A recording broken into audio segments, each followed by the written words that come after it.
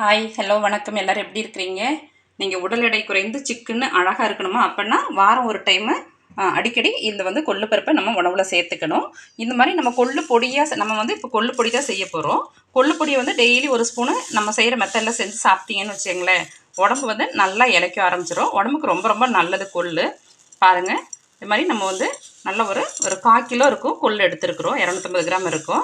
இந்த கொள்ளில் கல்லெல்லாம் நிறைய இருக்கும். நீங்கள் பார்த்து நல்லா க்ளீன் பண்ணி எடுத்துக்கோங்க. இந்த பொடி 6 மாதம் வரைக்கும் வச்சுருக்கலாம். ஆனால் நம்ம எண்ணெயோ ப்ரிசர்வேட்டிவ்ஸ் எதுவுமே நம்ம சேர்க்க போகிறது கிடையாது. வாங்க நம்ம இப்போ எப்படி செய்யுதுன்னு சொல்லி பார்த்துக்கலாம். அடுப்பு ஆன் பண்ணி எண்ணெய் சட்டி வச்சுருக்கிறேன். இதில் நம்ம எண்ணெய் எதுவும் சேர்க்கல, சும்மா வர சட்டியில் தான் நம்ம இப்போ வறுக்க போகிறோம். பாருங்கள், நான் சின்ன துண்டு பெருங்காயம் சேர்த்துக்கிறேன். நீங்கள் பெருங்காயம் கூடுதலாகவும் சேர்த்துக்கலாம். நல்ல வாசனையாக ரொம்ப நல்லா இருக்கும். வாயுக்கெல்லாம் பெருங்காயம் ரொம்ப ரொம்ப நல்லது. பெருங்காயம் பொரியட்டும்.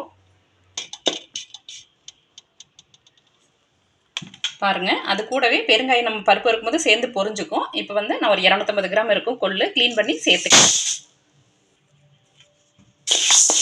கல்லெல்லாம் இருக்கிற மாதிரி இருந்ததுன்னா நீங்கள் நல்லா கழுவி அழுக்கி காய வச்சுட்டு கூட நம்ம இது மாதிரி பொடி வறுத்துக்கலாம்.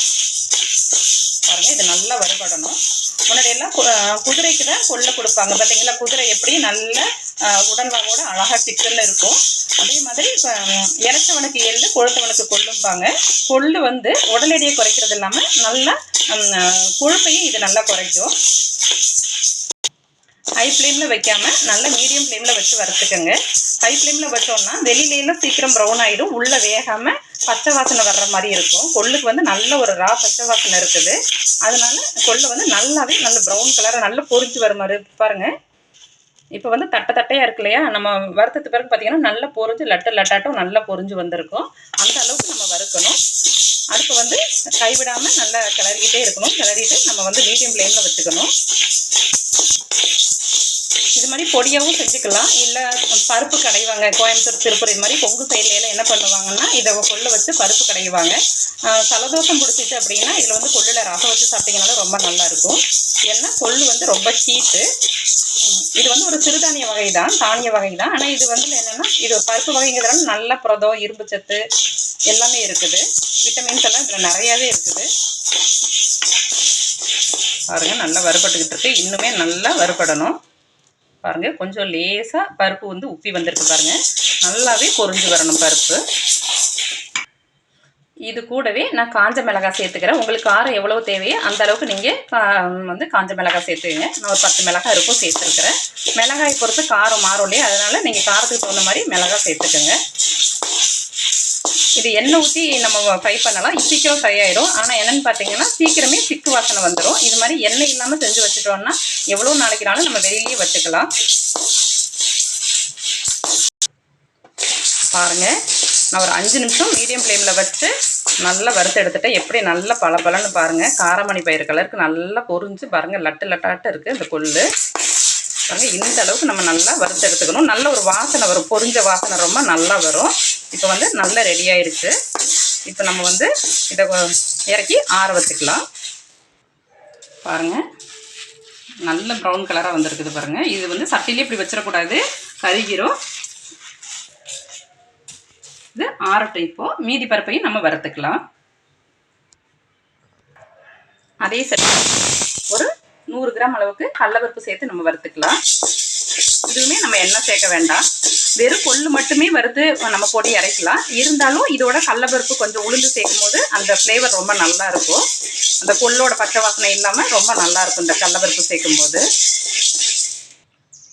கொள்ளு உடம்புக்கு ரொம்ப ஹீட் அப்படிம்பாங்க. நம்ம இந்த பொடியை சாதத்துலேயோ இல்லை இட்லி தோசையிலையும் நம்ம என்ன பண்ணலாம்னா ஒரு ஸ்பூன் நல்லெண்ணெய் ஊற்றி சாப்பிடும் போது ரொம்ப நல்லாயிருக்கும்.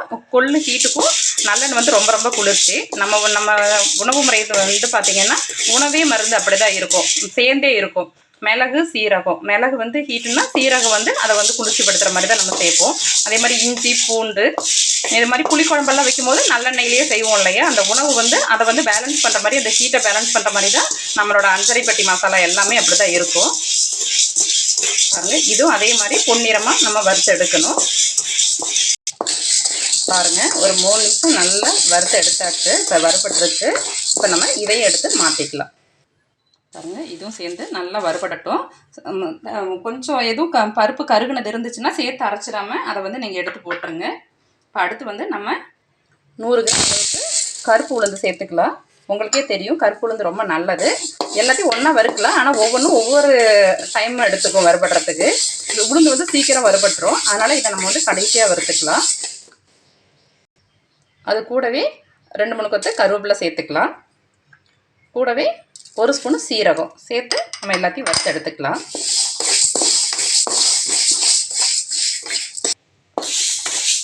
பாருங்கள், நல்லா உளுந்து நல்லா வறுந்து பொன்னிறமாக மாறிடுச்சு.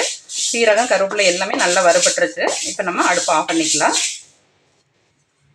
பாருங்கள், எல்லாம் நல்லா கலந்து விட்டுக்கலாம். நல்லா ஆறட்டும். நல்லா ஆறுனதுக்கு பிறகு நம்ம உப்பு சேர்த்து கொஞ்சமாக பூண்டு சேர்த்து நல்லா அரைஞ்சது பிறகு நல்ல ஒரு 3-4 பல்லு பூண்டு சேர்த்து அரைச்சிக்கலாம். பூண்டு பச்சையாகவே சேர்க்கலாம், பொடியும் வீணாக போகாது, வாசனையும் ரொம்ப நல்லா இருக்கும். வதக்குனா தான் வதக்குன்னு இருக்கும். இது நல்லா அப்படியே பச்சை பூண்டு சேர்க்கும் போது பொடி ரொம்ப வாசனையாக இருக்கும். நீங்கள் ஒரு 4-5 பல்லு கூட பூண்டு சேர்த்துக்கலாம். பாருங்கள், இது ஆறட்டும். பாருங்கள், நல்லா ஆறுனது பிறகு கல்லுப்பும் பூண்டும் போட்டு நல்லா அரைச்சி பொடி பாருங்கள் எவ்வளோ உதிரியாக பாருங்கள். பூண்டு சேர்த்தாலே எப்படி இருக்குது பாருங்கள், அவ்வளோ நல்ல மணமாக நல்ல ஒரு பொடி. உடம்புக்கு ரொம்ப ரொம்ப நல்லது. நம்ம எடுத்துக்கலாம். பாருங்கள், நல்லா கொஞ்சம் பொறுன்னு அரைச்சிக்கிட்டோம்னா சாதத்தில் போட்டு சாப்பிட ரொம்ப நல்லாயிருக்கும்.